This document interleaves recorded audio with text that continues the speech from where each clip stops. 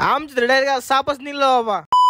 जय शिवराय भावांनो, मी तुमचा लाडका प्रसाद। तुम्हाला माहित नसेल तर माहित करून घ्या। ग्राउंडला आल्यावर पहिले मस्त मी ग्राउंडचे 10 राऊंड मारले ओके मध्ये। आज काही जास्त दाखवता नाही, जाऊ दे काही विषय नाही। रूमला आले आपला ऋषभा काय म्हणतोय, मम्मी स्वतः मोबाईल शोधणार, मी मोबाईल बघणार पहिले कुठं माझा मोबाईल।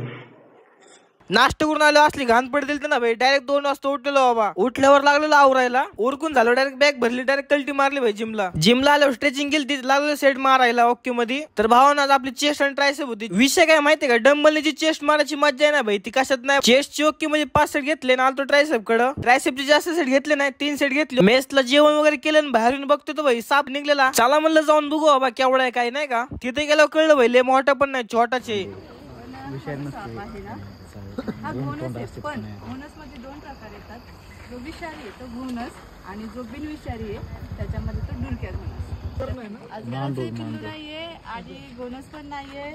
सापच मिटून झालं। रूमला आलो, यांची येडे चालू झाली। ते चांगलं राहते झोपलेला, त्याला खोड काढत होती, तोंडात पान टाकलं तरी पण भाऊ डायरेक्ट झोपला भाई।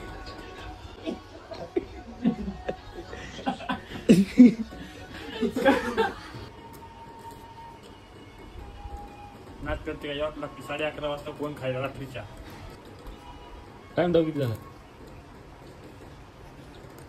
यावंच लागतंय। तर भावानं तुम्ही म्हणता मी का नाही कोण घाला, तर भावानं मी निवांत झोपलं, मी झोपलो हे नियोग कार्यक्रम केलता। जाऊ दे, वेळ प्रत्येकाची येते, आपली पण वेळ उद्या येईन। आपण भेटू उद्याच्या ब्लॉगला।